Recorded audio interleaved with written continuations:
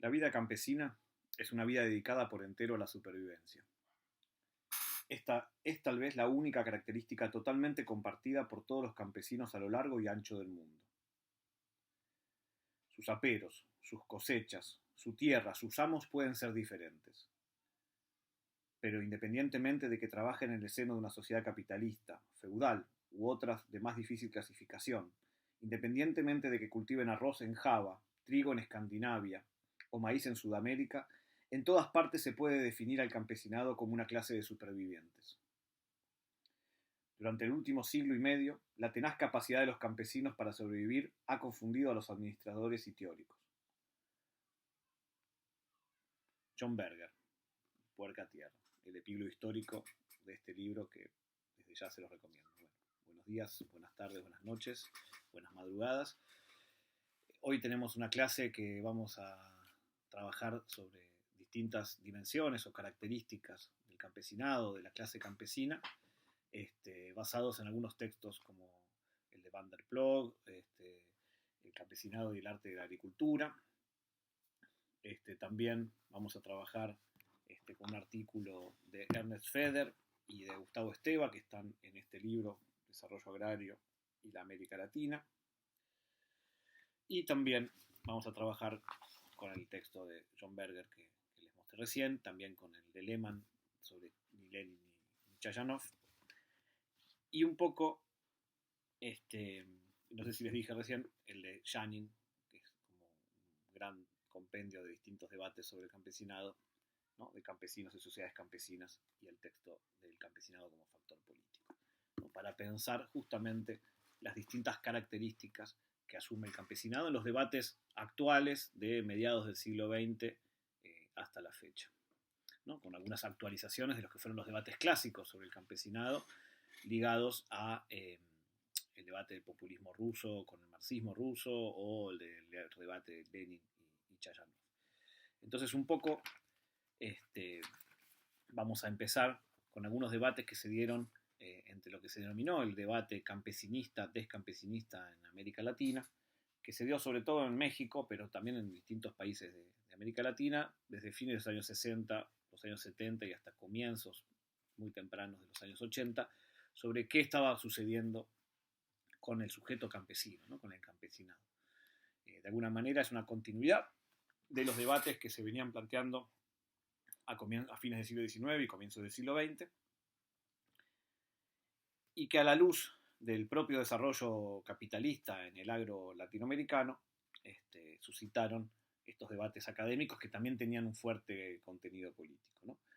Por un lado, aquellos autores académicos y activistas también, en ese momento la academia también estaba muy involucrada con los propios movimientos sociales, con los debates políticos de las sociedades latinoamericanas, ¿no? Planteaban justamente los campesinistas la capacidad de supervivencia, de mantenimiento que tenía a lo largo de la historia el sujeto campesino, que había sido predestinado, según los análisis de un marxismo más tradicional o más ortodoxo, estaban destinados a desaparecer como clase social o como sujeto histórico, y que además era un sujeto predominantemente conservador y aliado a las élites hegemónicas, ¿no? Los campesinistas decían que eso no era así y demostraban de alguna manera en sus trabajos, en sus debates, en sus investigaciones, cómo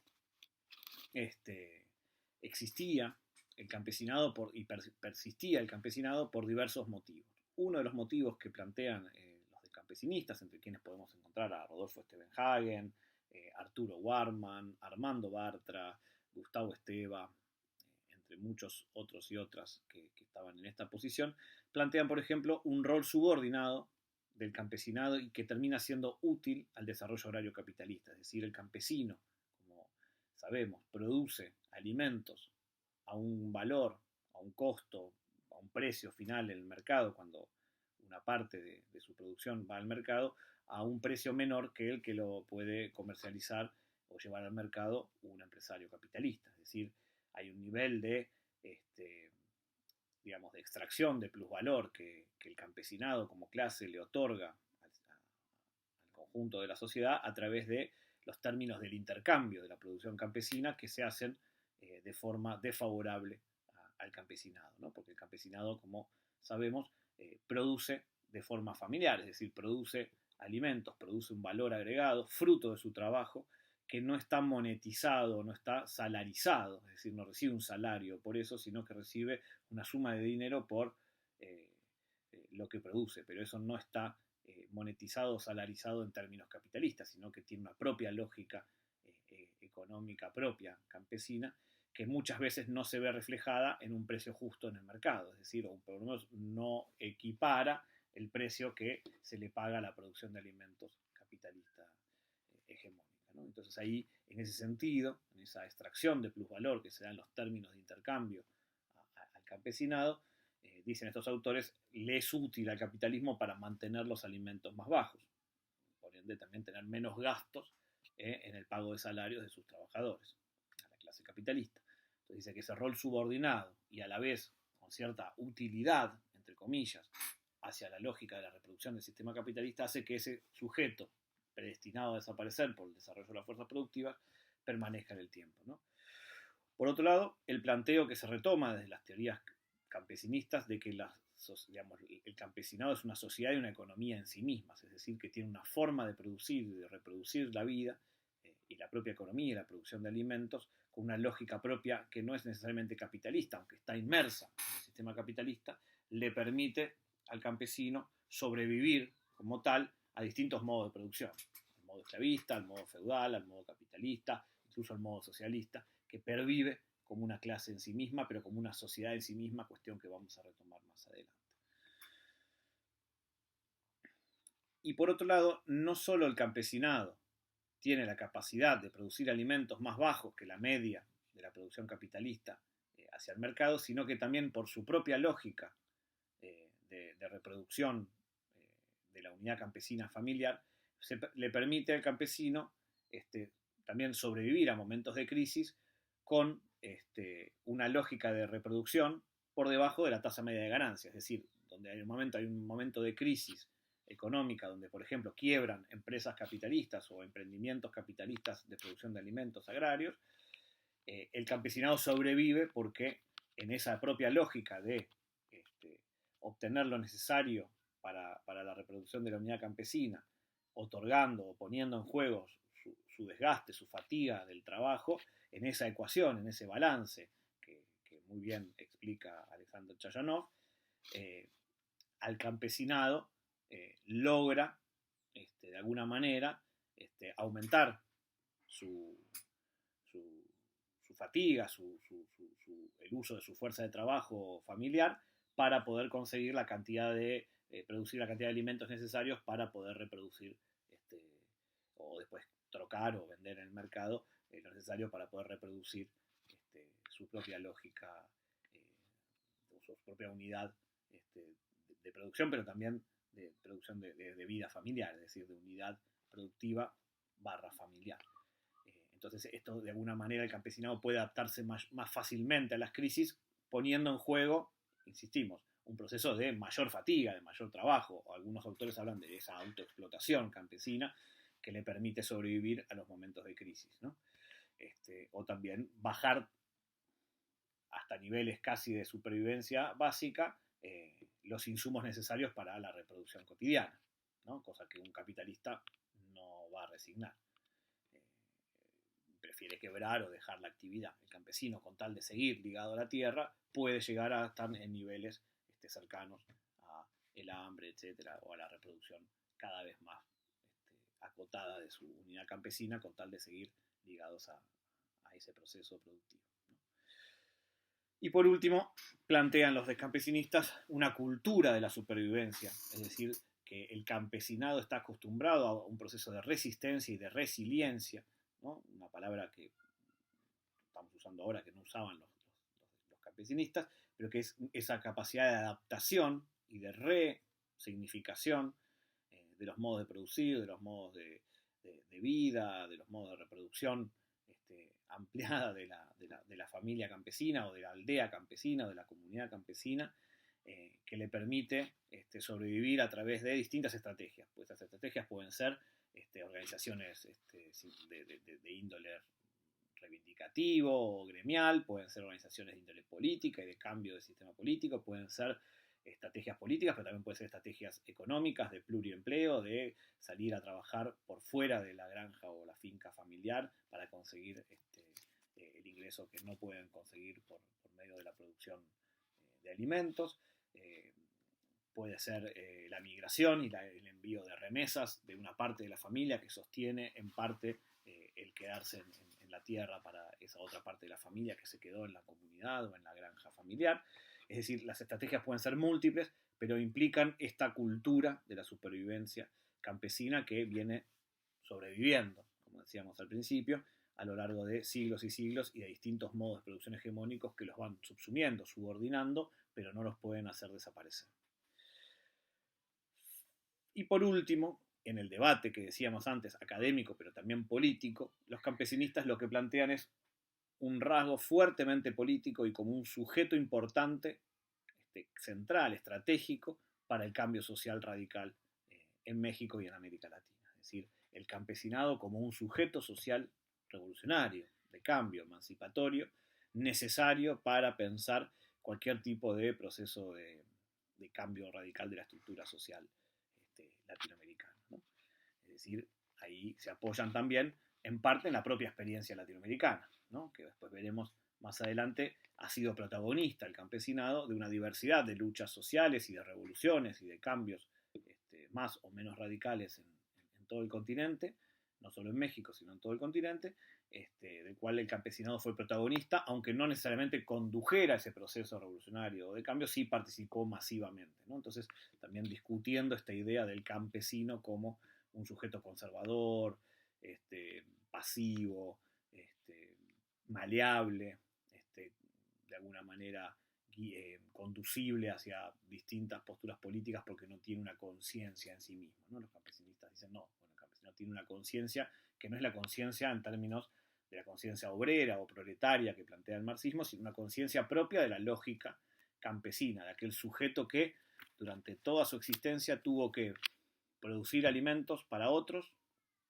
y después de darle a otros, recién poder producir alimentos para sí mismo y sobrevivir, incluso a veces pasando hambre en situaciones de mucha injusticia en distintos modos de producción en los cuales ha estado subordinado, ¿no? Por otro lado, tenemos la postura descampesinista, es decir, aquellos intelectuales, académicos, pero también activistas que planteaban la necesaria y progresiva desaparición de esta clase, de este actor social del campo latinoamericano y mexicano,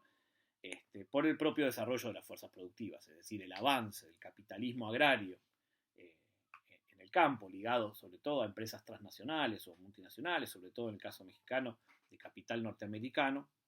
empiezan a producir un mayor acaparamiento de tierras y una ruptura de las lógicas de las comunidades campesinas o de los ejidos en México, que son la forma, digamos, legal que reconoce la propiedad colectiva o comunitaria del campesinado mexicano después de la Revolución de 1910, que lo que hace es que es una tierra no enajenable, es decir, no puede ser vendida en términos del mercado capitalista, sino que pertenece a una comunidad de campesinos que pueden ser esas tierras utilizadas en su fruto por distintas familias campesinas que pertenecen al ejido, pero no pueden ser vendidas de forma individual. Es decir, se pueden ir traspasando de generación en generación con los derechos de los ejidatarios y sus herederos o herederas, pero no pueden ser enajenadas por el mercado de tierras capitalistas, ¿no? Entonces, lo que dicen algunos autores, como Ernest Feder, uno de los exponentes del campesinismo, pero también, bueno, Roger Bartra, Sergio de la Peña, Luisa Paré, y una diversidad de autores y académicos descampesinistas, lo que plantean justamente es este desarrollo de las fuerzas productivas, esta concentración de la tierra, esta mecanización progresiva de la producción agraria, va de alguna manera separando a los campesinos de sus medios de producción, es decir, de la tierra, y los va proletarizando, ¿no? O forzando a migrar a las grandes ciudades y en algunos casos específicos, ¿no? Siguiendo el modelo leninista de diferenciación social del campesinado, llevándolos a formar parte de la pequeña burguesía agraria, ¿no? Por medio de los cacicazgos, de referentes ejidales, una especie de kulakización, digamos, utilizando los términos del debate ruso, de una parte del campesinado mexicano y latinoamericano que les permitiría conformarse como una pequeña burguesía agraria, y la mayor parte del campesinado pasaría a engrosar las filas del proletariado rural o del proletariado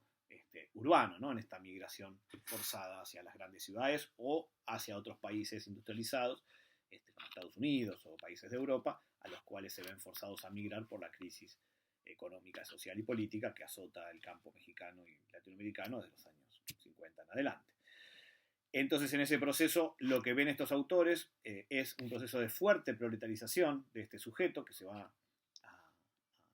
a engrosar las filas del proletariado rural, y que también tiene un componente político muy importante para ellos, que tiene que ver con el sujeto de cambio, es decir, el sujeto de cambio y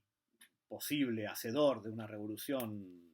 que rompa el sistema capitalista es justamente el proletariado urbano en conjunto con el proletariado rural. Gran parte de estos autores apuestan, o su apuesta política, a diferencia de los campesinistas por el campesinado o los pueblos indígenas, es sobre este proletariado rural en conjunto con el proletariado urbano. Algunos otros autores, como Ernest Feder,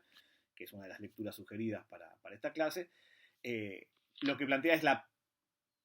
progresiva desaparición no solo del campesinado, sino también del propio proletariado rural como sujeto político y como sujeto económico, es decir, el avance de la mecanización del campo, de las grandes industrias, va a terminar generando una agricultura sin agricultores, ¿no? Un modelo que él ve en los años 80, 70, fines de los 70, 80, y que de alguna manera esta mecanización, este proceso de avance tecnológico del campo, podemos verlo hoy, pero también vemos que perviven los trabajadores rurales y también los campesinos. No nos adelantemos, pero digamos, de alguna manera las coordenadas básicas de este debate, que estamos simplificando mucho, obviamente, por el formato en el que estamos, están dadas, ¿no? Por un lado los campesinistas y por otro lado los descampesinistas, donde hay diferentes discusiones, debates muy interesantes. Les recomiendo este libro, que es muy difícil conseguir, pero algunas cosas se consiguen también en internet, que es La polémica sobre las clases sociales en el campo mexicano, que es una especie de compendio o resumen o versión taquigráfica de un debate muy interesante de diferentes mesas redondas donde participaron algunos de los exponentes principales de estos debates campesinistas de campesinistas: Armando Bartra, Sergio de la Peña, Javier Guerrero, Héctor Díaz Polanco, Arturo Warman, Luisa Paré, Gustavo Esteva, entre otros y otras, donde ponen en juego todos estos debates, donde se dan acalorados intercambios y bastante afilados, irónicos, chicaneros, decimos, también a veces. Entonces, de alguna manera es muy interesante para leerlo y releer estos debates en una versión más cercana a la oralidad, que está muy, muy bueno, si lo consiguen, para complementar un poco las lecturas sugeridas. Así que esas son un poco las coordenadas básicas, si se quiere, de este debate entre campesinistas y descampesinistas, ¿no? Ahora nos interesa ver cómo relacionamos estos debates con algunas de las cuestiones que nos trae Van der Ploeg, ¿no? Este autor de origen holandés, que en este libro, El campesinado del arte de la agricultura, un manifiesto chayanoviano, también traza una hermosa reconstrucción teórica, pero histórica, con ejemplos actuales y pasados, de algunos debates que se plantean desde Alexander Chayanov y que de alguna manera son revisitados en vista de la conformación actual del desarrollo capitalista en el agro, pero también de la conformación actual del campesinado, tanto en sus espacios de producción agropecuaria, como en sus espacios de organización política y de reproducción de la cultura campesina, etc., ¿no? Van der Ploeg, Jean Douw van der Ploeg, está parado pues, en lo que podríamos haber denominado una posición campesinista, ¿no? Claramente él plantea y estudia y va demostrando en sus distintos trabajos académicos y sus investigaciones cómo hay una pervivencia, una persistencia del actor campesino, y complejiza o amplía, complementa aquellos balances propuestos por Chayanov entre esta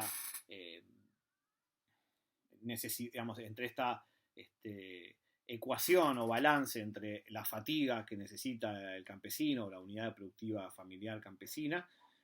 y el consumo que va a obtener, o el consumo que necesita para reproducir su propia vida en formatos campesinos, digamos, es decir, con su propia cultura, con su propia idiosincrasia, con sus propias pautas de consumo que son necesarias para la reproducción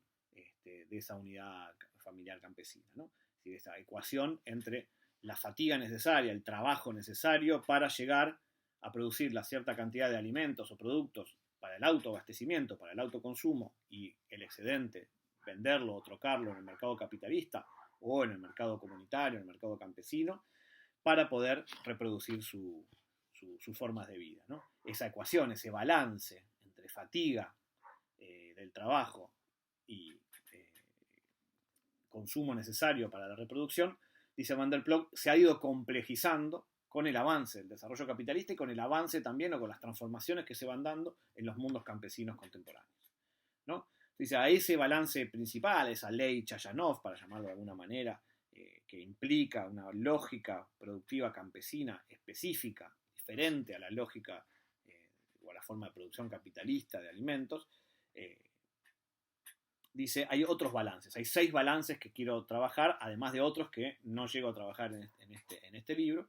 que queremos presentarles brevemente para abonar al debate sobre el campesinado actual, contemporáneo, y también a las características que podemos observar en el campesinado contemporáneo, ¿no? Entonces, por un lado está el balance entre el hombre y la naturaleza viva. Esta idea de que en realidad el trabajo campesino es un trabajo de coproducción con la naturaleza. Hay una relación de reciprocidad, de solidaridad, de interrelación entre los sujetos campesinos y la naturaleza con la que trabajan. Es una relación productiva, donde el campesino saca provecho, obtiene alimentos, obtiene energía, ¿no? Obtiene elementos para su casa, ¿no? Esta idea que muchos campesinos y campesinas del mundo o pueblos indígenas dicen, el bosque, la selva, el monte, es como si fuera nuestro supermercado, es decir, de ahí obtenemos todo lo que necesitamos para vivir, la miel, la leña para calentarnos o para construir una casa, ¿no? La carne, con los animales que se cazan, las hierbas medicinales, es la farmacia también, ¿no? Los alimentos que producen tanto en la huerta, en la chacra, como en el campo. Todo eso, de alguna manera, implica un relacionamiento que no es solamente productivo, sino que tiene que ver un relacionamiento ontológico, espiritual, que construye el campesino con esa naturaleza, por lo cual también lo que hace es una utilización de la naturaleza donde obtiene cosas el campesino, pero también la naturaleza obtiene beneficios donde van siendo mejoradas algunas plantas, donde algunos animales también van cambiando y van mejorando, sus crías son mejores que sus padres y así viceversa, porque el campesino lo cuida o va buscando qué animal le dio más leche o le dio mejor carne o qué planta creció mejor, cuáles semillas funcionaron mejor para ese lugar. Entonces, de alguna manera, el campesino va devolviendo también y va generando servicios a la naturaleza, ¿no? Porque la premisa justamente de la lógica campesina no es la depredación de la naturaleza, sino que es esa relación de reciprocidad, de solidaridad que decíamos al principio, que le permite utilizar bienes comunes de la naturaleza, pero a su vez mantenerlos para que la naturaleza se siga reproduciendo, ¿no? Y aquí pasamos al segundo balance que plantea Van der Ploeg, que está íntimamente ligado con el primero, que tiene que ver con el balance entre producción y reproducción. Es decir, el campesinado produce distintos alimentos, distintos productos y servicios desde su finca o su unidad campesina familiar, desde su granja, pero a la vez mantiene a la naturaleza, a los animales, a los cultivos, con la capacidad de seguir reproduciéndose. Porque si no, se agota el recurso por maximizar la ganancia, al segundo año, al tercer año, al 10º año, esa tierra ya no va a producir lo mismo, esos animales ya no le van a dar esa leche o esa carne que él obtiene, ¿no? O el bosque, si lo tala indiscriminadamente, tampoco le va a seguir dando alimento, abrigo, energía, materiales para construir. Entonces, en esta lógica, primero más ontológica, ¿no? De la relación hombre-naturaleza viva como coproducción, como forma de reciprocidad entre dos seres vivos, en definitiva, ¿no? Uno racional y el otro un ser vivo multidimensional como es la naturaleza. En este caso, bajándolo ya al nivel de la producción, hay también un equilibrio, un balance entre la producción y la capacidad de reproducción de la propia tierra, de las fuentes de agua, de las fuentes de energía, etcétera, etcétera, que si se agotan, el campesino sabe que en realidad es por ahí una sobreganancia en el momento en el cual utiliza el recurso, pero si ese recurso no se puede reproducir y sabe que la naturaleza tiene ciclos de reproducción largos, los agota y pierde en el largo plazo. Entonces lo que hay ahí es un equilibrio entre lo que usa para producir y lo que deja para ser reproducido, ¿no? Lo que mantiene y cuida de la naturaleza para la reproducción. Acá también es interesante el tercer balance que nos plantea Van der Ploeg, ¿no? Siempre siguiendo la línea de Alexander Chayanov, pero resignificándolo en la mirada contemporánea del campesinado actual,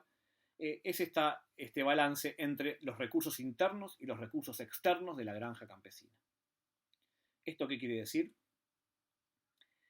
Que cuantos más recursos internos utilice para la producción de alimentos, pero también para la propia reproducción de la vida campesina,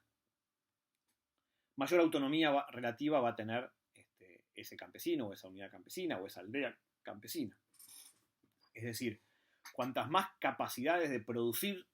los propios elementos que necesita, tanto sea de consumo como para producir alimentos, le va a dar mayor independencia. Si puede producir sus propios fertilizantes, sus abonos, ¿no? sus productos biológicos para poder frenar insectos que ataquen o que dañen sus cultivos, pueda producir su propia ropa, su propio calzado, sus propias herramientas, arreglar sus herramientas más complejas para no ir a otro que se las arregle o comprar un tractor nuevo, por ejemplo, si lo puede arreglar, etc. Se está ahorrando, entre comillas, está generando insumos o recursos internos a partir de su propio trabajo, de sus propios saberes, o de los propios elementos que puede usar de la naturaleza para producir, por ejemplo, estos fertilizantes o abonos propios,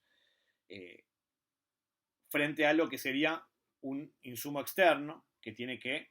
monetizarlo, es decir, tiene que mercantilizarse en términos capitalistas para salir al mercado, para obtener ese recurso, lo cual va a hacer que tenga que trabajar más, es decir, que tenga que poner más fatiga de su trabajo, más fuerza de trabajo, para poder equiparar el equilibrio general de la finca entre trabajo y consumo. Entonces, cuanto mayor grado de recursos internos tiene, mayor autonomía relativa. Cuantos mayor recursos externos utiliza, hay un mayor grado de mercantilización en términos capitalistas de la finca campesina y una mayor dependencia de esos insumos externos, de esos recursos externos que le quitan no solo capacidad, digamos, de reproducción de la vida campesina, porque tiene que trabajar más para poder reproducirla, para poder comprar todos esos elementos externos, sino que también le quita independencia en el proceso de trabajo, pero también en el proceso de reproducción de su propia vida campesina,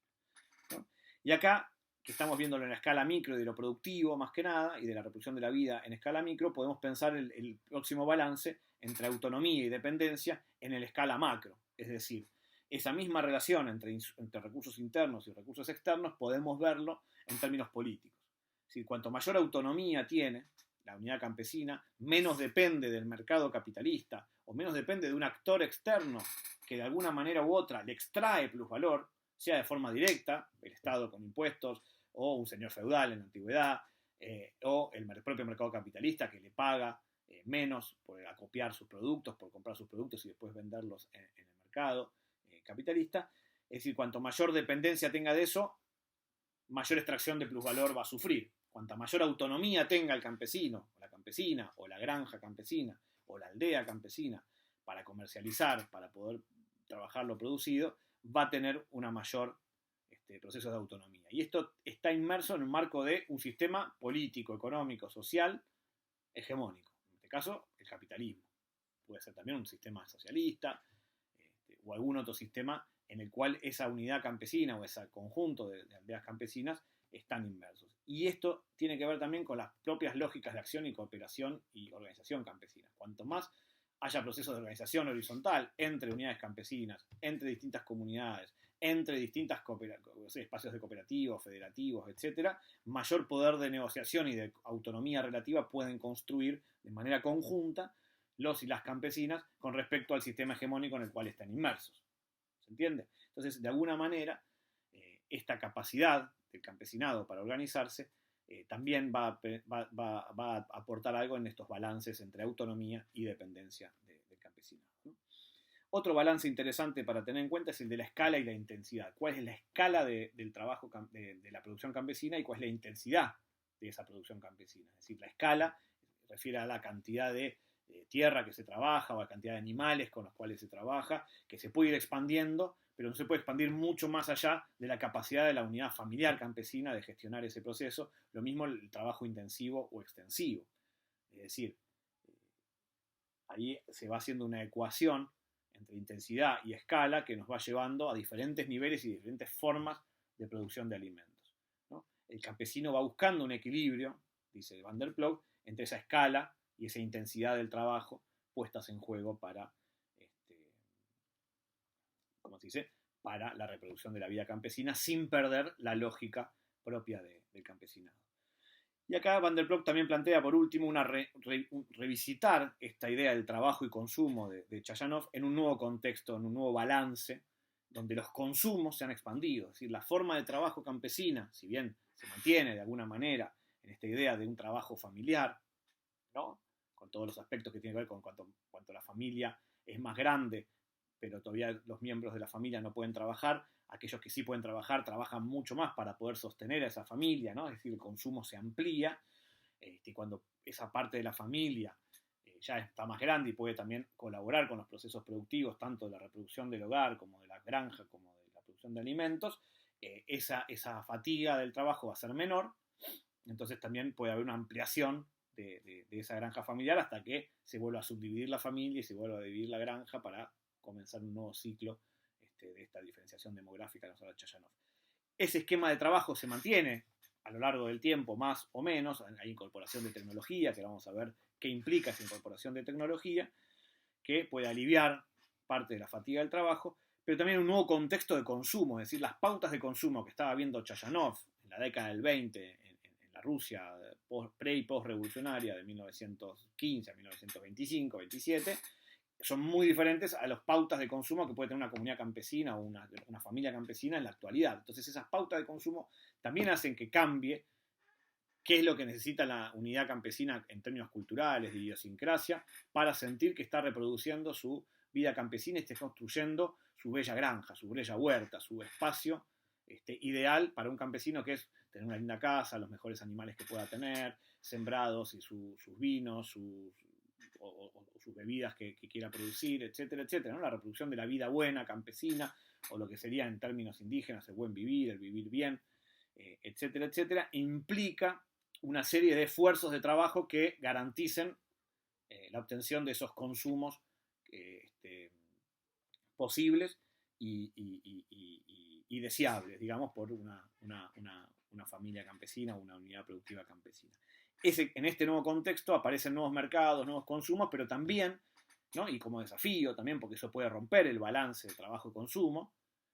pero por otro lado también, dice Van der Ploeg, implica la resignificación de muchas lógicas campesinas, sobre todo con lo que decíamos antes de autonomía y dependencia, y la capacidad organizativa para generar nuevas articulaciones políticas, organizativas, y nuevas demandas que les permitan la reproducción de la vida campesina sin caer en la lógica del consumo del mercado capitalista, ¿no? Es decir, utilizando parte de esas herramientas del capitalismo, inclusive, no sé, las nuevas tecnologías, teléfonos celulares, computadoras, internet, etcétera, que les permitan afianzar la lógica de la reproducción de la vida campesina, ¿no? Ahora vamos a ver qué implica todo esto de la tecnología en el caso campesino, ¿no? Van der Ploeg, en este texto, que es muy, muy interesante, todo el libro, estamos trabajando con el capítulo 3, plantea entonces algunas de las características principales de la agricultura campesina que vamos a plantear brevemente y vamos a relacionar con algunas características de la definición de campesinado que nos plantea también Theodor Janin en otro texto, en el campesinado como factor político, para ver qué tipo de definición podemos construir sobre qué es el campesino o el campesinado en la actualidad. Por un lado, dice Van der Ploeg, en estas características de la agricultura campesina, hay una producción de valor agregado o de ingreso laboral como factor principal, es decir, el trabajo campesino como valor agregado de la producción de alimentos u otros bienes y servicios que están asociados a la producción de valor campesino, no asociados a la producción de de un producto o una mercancía capitalista, sino a la producción de valor para la reproducción y el autoconsumo y una venta de ese excedente al mercado capitalista, ¿no? Y este valor agregado, este ingreso laboral que genera el campesinado, lo hace en el formato de unidad campesina familiar, es decir, el trabajo familiar, ¿no? Ahí esa es la característica principal, retomando un poco, retomando el planteo chayanoviano, ¿no? Y esta producción de valor agregado o de ingreso laboral en formato familiar de la unidad campesina se da en el marco generalmente se da en el marco de un ambiente hostil, es decir, un ambiente en el cual el campesino no está libre de ataduras, sino que siempre está con algún tipo de actor externo que le extrae gran parte de su trabajo, de su fatiga. Es decir, parte de esa fatiga, parte de ese trabajo es apropiado por ese actor externo, sea el Estado, como decíamos en términos de impuestos, puede haber sido la Iglesia en su momento, el señor feudal, la empresa capitalista al cual le vende parte de su producción, el acopiador, cualquier figura que de alguna manera se aproveche, ¿no? O le extraiga parte del plusvalor cuando el campesino o la unidad campesina va al mercado capitalista a hacer sus transacciones. Y esto tiene que ver con otra característica que es muy importante de la cuestión campesina, que tiene que ver con la escasez de recursos, ¿no? Es decir, el campesinado trabaja a partir de una lógica de escasez de recursos, porque históricamente se le ha construido al campesinado esta especie de hándicap negativo, dice John Berger en ese texto de Puerta a Tierra que les leí al comienzo, donde está acostumbrado que siempre tiene que primero producir alimentos para otro, para ese otro actor, y después de haber entregado esa parte de su trabajo, de su fatiga a ese otro, recién ahí va a poder tener lo que le corresponde para su propia reproducción y supervivencia. Entonces, ese hándicap negativo de alguna manera le enseñó al campesino, ¿no? Históricamente, es una construcción histórica, una conciencia de clase histórica basada en la experiencia de cientos o miles de años, de generación en generación, de que el mundo es escaso, de que el mundo campesino es un mundo de la escasez. La utopía campesina, dice John Berger, se construye basada en un mundo de la escasez donde incluso la utopía campesina, ese mundo ideal campesino, es un mundo ideal sin ese actor externo que le quite parte de lo que produce, parte de lo que produce con su esfuerzo y con su trabajo. Pero no es un mundo de la abundancia, el mundo utópico campesino, como sí puede ser el mundo utópico de la burguesía, incluso del propio marxismo proletario. Hay un mundo de la abundancia, ligado a la lógica capitalista, industrial, moderna. La utopía campesina va hacia atrás, va hacia un momento ideal donde no hubo esa injusticia de que algún actor le quitara parte del fruto de su trabajo, y está basado en que hay una lógica de la escasez, que en todo caso esa escasez se va a paliar con el trabajo mancomunado entre campesinos y campesinas, en la solidaridad, en la fraternidad que se vaya construyendo, pero siempre en esta lógica de la escasez. En ese sentido, la base de los recursos campesinos, esta es la tercera característica que plantea Van der Ploeg, está basada en un equilibrio entre una lógica de producción basada mucho en el trabajo, es decir, donde el componente del trabajo es el factor más importante y determinante, y donde los otros son recursos escasos. La tierra, los cereales, las herramientas, las maquinarias, siempre son escasas, siempre son insuficientes de alguna manera, y hay que poner el trabajo campesino, la labor campesina, el esfuerzo, la fatiga, como primer medida ahí para poder traccionar la reproducción de la vida campesina, tanto en términos productivos como en términos de vida social. Y esto tiene que ver también con la cuarta característica que nos habla Van der Ploeg, de la autorregulación del trabajo, ¿no? Hay primero una unidad orgánica entre el trabajo, la tierra y las herramientas, los animales, la naturaleza, ¿no? Esta no separación del trabajo, del capital, de la naturaleza, esta famosa separación del trabajador de los medios de producción, no se produce en el mundo campesino, sino que está en esa unidad orgánica, que se va interrelacionando y se va generando círculos virtuosos o viciosos, digamos, círculos de producción y de reproducción social, ligados a esa unidad orgánica. Pero por otro lado, lo más importante que señala Van der Ploeg en este aspecto es la autorregulación del trabajo, es la capacidad que tiene el campesino o la campesina de decidir cómo se da ese proceso de trabajo en el marco de la finca campesina. Es decir, la granja campesina es autosuficiente y se autorregula. El factor externo de cómo se define qué va a hacer o qué va a producir no tiene que ver con el mundo campesino. El mundo campesino, el que define cómo se va a producir es la propia familia campesina, el propio productor campesino, que va definiendo su forma o su modo de trabajo. Y en este sentido, la centralidad del trabajo como quinta característica es vital para para Van der Ploeg. Y también para Chayanov, obviamente, ¿no? La centralidad del trabajo y la sobredeterminación del trabajo y del saber hacer campesino por sobre el capital, por sobre las herramientas, por sobre la tecnología. Es decir, el campesinado solo va a aceptar la tecnología y le va a servir la tecnología cuando esas herramientas, esas tecnologías, esas maquinarias le alivianen la fatiga que tiene que hacer para producir la cantidad de alimentos necesarias para la reproducción de la vida campesina. Pero no va a aceptar o no va a ser una forma, digamos, que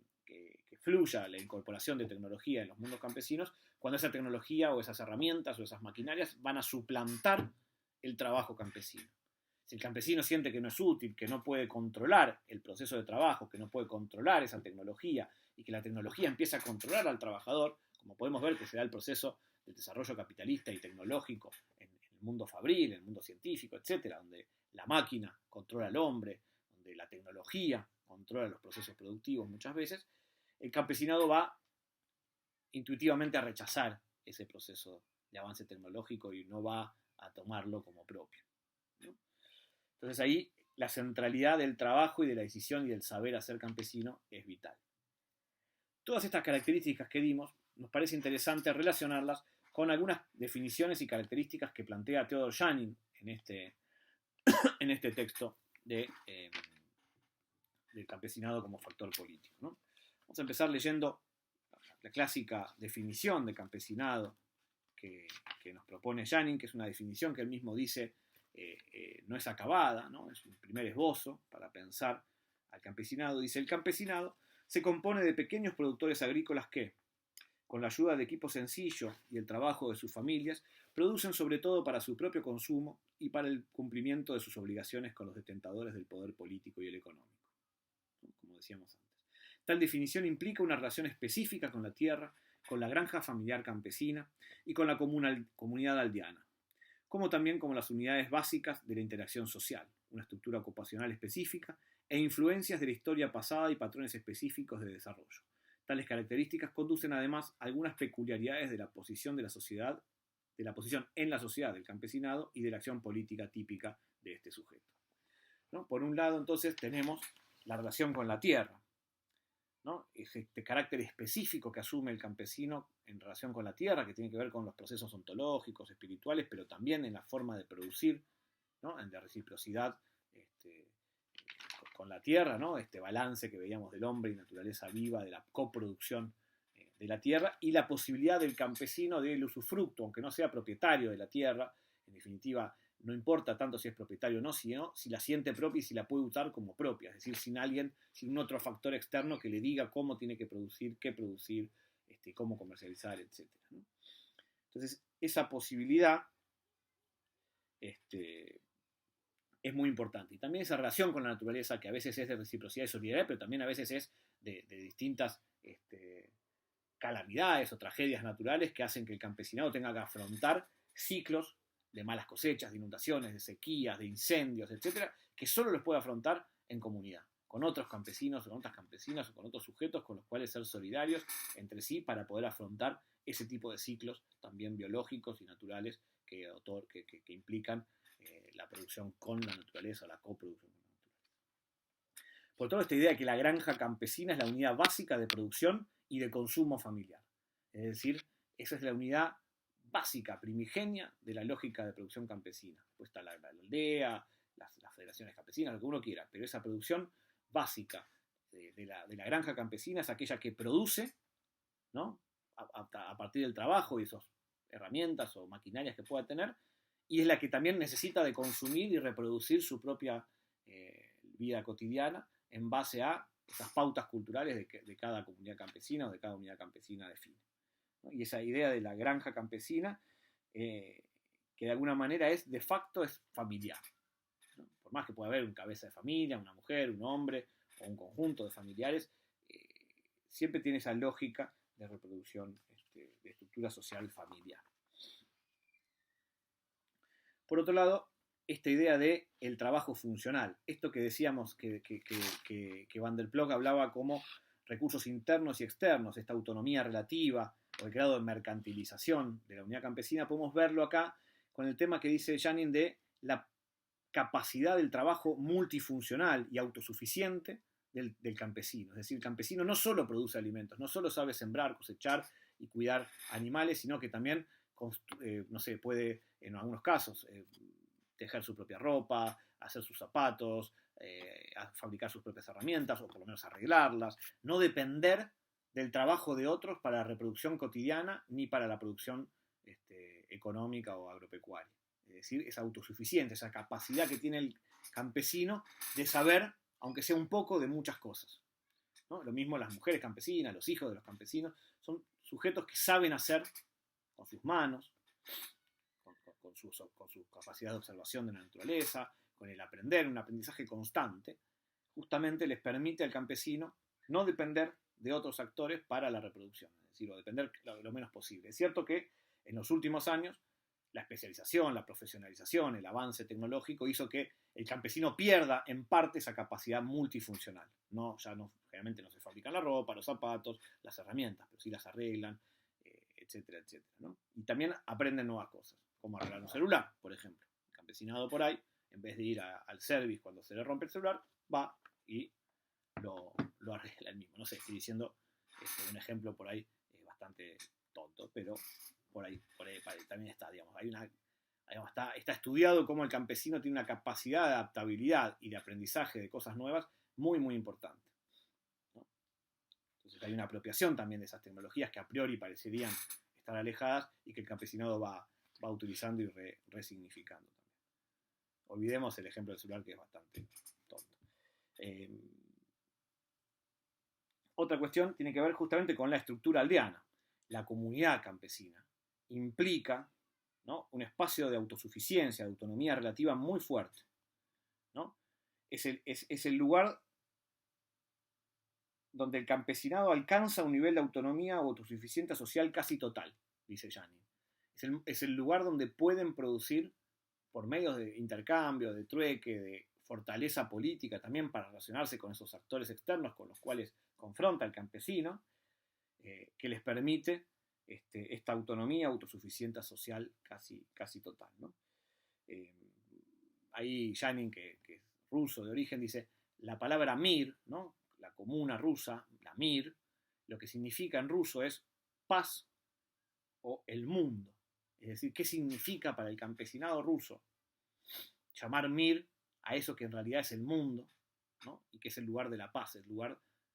donde puede vivir en paz? ¿Qué quiere el campesino más que nada que vivir en paz? Que nadie le quite su tierra, que nadie le vaya a sacar sus alimentos y que le permita vivir como el campesino quiere vivir. Eso es todo lo que pide en la utopía campesina, ¿no? Y la aldea campesina de alguna manera significa o simboliza ese mundo, que es el mundo ideal de la estructura de la sociedad campesina. Otra característica, dice Janin, muy importante, es que el campesino es una entidad social preindustrial, premoderna, diríamos nosotros. Es decir, es un sujeto social que ya existía antes de que se conforme el capitalismo, y que se mantiene como tal adentro, subsumido, yuxtapuesto en la sociedad capitalista. Y así también sobrevivió durante todo el modo de producción feudal. Ya existía el campesinado como tal, las comunidades campesinas, y sobrevivieron a ese avance. Lo mismo podemos pensar en las comunidades indígenas de América Latina o en los que pueda ser el campesinado latinoamericano. Sobreviven a la lógica colonial, sobreviven a la lógica capitalista o semicolonial primero y de los procesos de independencia, y sobreviven ahora al capitalismo, al postcapitalismo, a lo que ustedes quieran llamar neoliberalismo, siguen sobreviviendo. Entonces, de alguna manera, esta idea, esta entidad social preindustrial premoderna, implica, dice Janin, que lleva a la sociedad contemporánea elementos específicos de una estructura social, una economía y una cultura diferentes más antiguas. Esta idea de una sociedad que vive dentro de otra sociedad. Es una clase social, pero también es una sociedad en sí misma. El campesinado es una clase, tiene conciencia de clase, no en términos de proletarios o burgueses, sino en términos de las propias campesinidad, con todas estas características que venimos trabajando, pero también es una forma societal específica que está subsumida, subalternizada, yuxtapuesta en una sociedad hegemónica, pero que se sigue reproduciendo a sí misma como una sociedad. Y cuando explota, cuando va hacia afuera, cuando confronta con el sistema, no solo está interpelando demandas de un actor social, sino que está interpelando demandas de una sociedad frente a otra sociedad hegemónica, una sociedad subalterna frente a una sociedad hegemónica.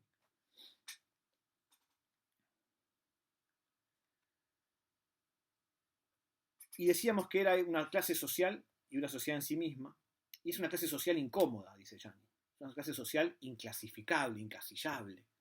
que incomoda tanto al capitalismo como a varios de los teóricos del marxismo o de los propios activistas de los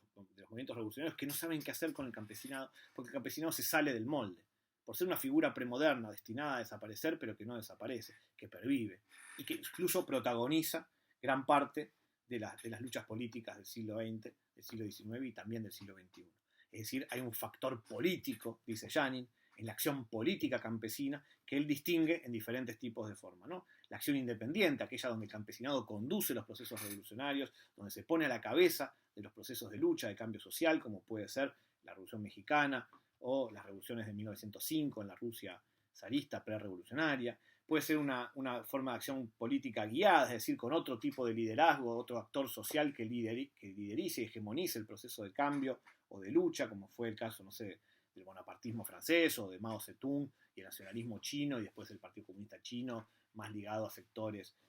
intelectuales y obreros de las ciudades, pero que lograron catalizar el descontento campesino y llevarlo en una dirección. Puede haber sido de forma espontánea, las lógicas de acción política espontáneas que pueden ser locales, ¿no? Es decir, pequeños disturbios locales o rebeliones locales que no tienen una organización predeterminada, que son amorfas, o una resistencia pasiva ligada a las resistencias del campesinado de pareciera que acepta todo, pero que en realidad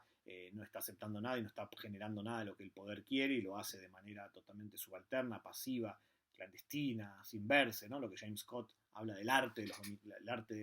de la resistencia de los dominados, el arte de la resistencia de los dominados, que es aquella forma en la cual el dominado resiste sin que el poderoso se dé cuenta, ¿no? Esta idea de la supuesta pasividad campesina que en realidad implica procesos de resistencia y de latencia de distintas lógicas no capitalistas que trajinan por otro lugar que no puede ser visto de primera mano. Es decir, hay que bucear mucho para encontrar estos procesos de resistencia, ¿no? Después están los procesos de resistencia pacífica, que fueron resignificados después también por Gandhi, el gandhismo y por otras lógicas que tienen que ver con la no confrontación, pero el poner en juego la disconformidad de alguna manera, ¿no? Y después, por último, dice Janin, la forma de la guerrilla y de la acción armada es la forma prototípica que adquiere la lógica de lucha campesina, es decir, la capacidad que tiene el campesinado de generar una batalla que no es frontal con el ejército enemigo, sino que es desperdigada, que se mezcla con la población y vuelve a ser ejército y vuelve a ser parte de la población, porque en realidad son los mismos, los campesinos también son esos soldados de las guerrillas. Y lo que demuestra Janin, y después hay un texto muy interesante de Eric Wolf,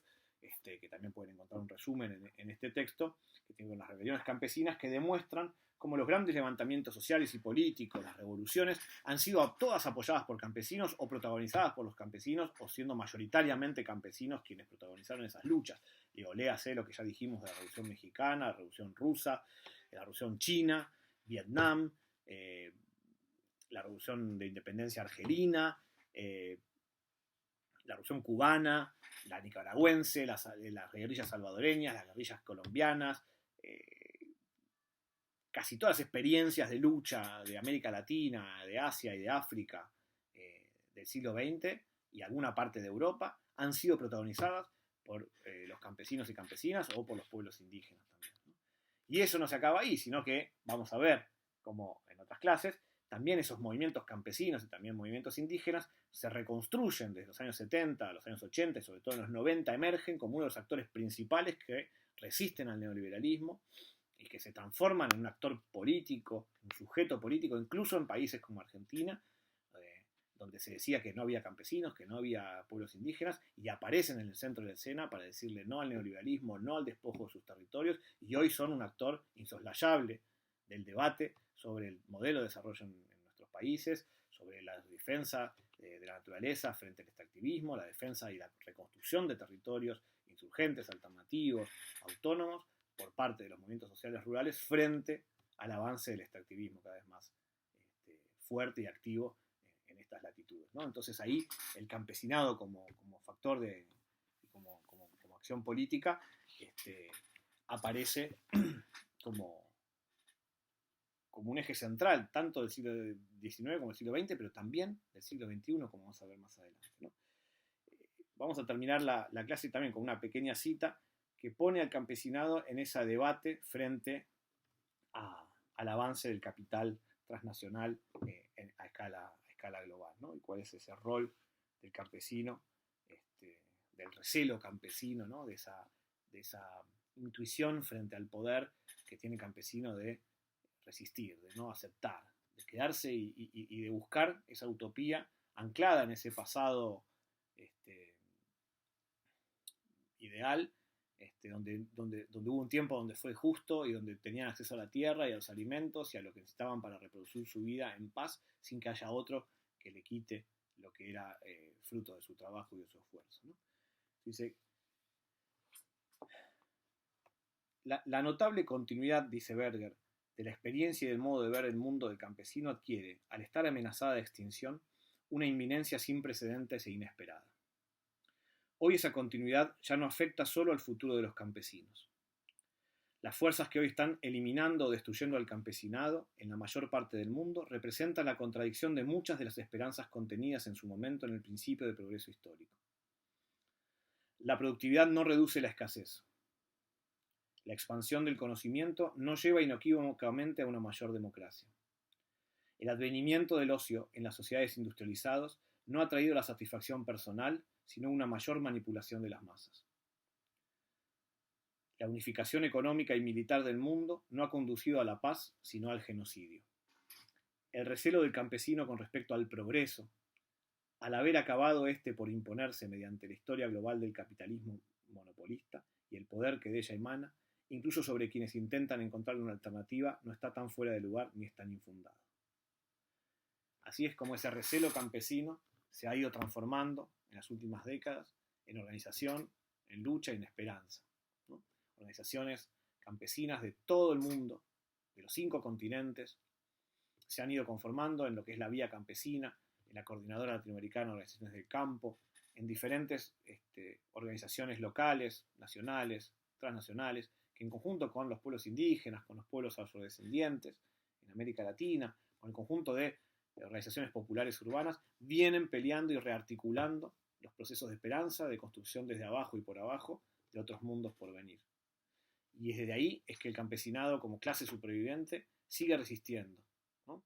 Sigue estando a contrapelo de la historia, negándose a desaparecer y sobreviviendo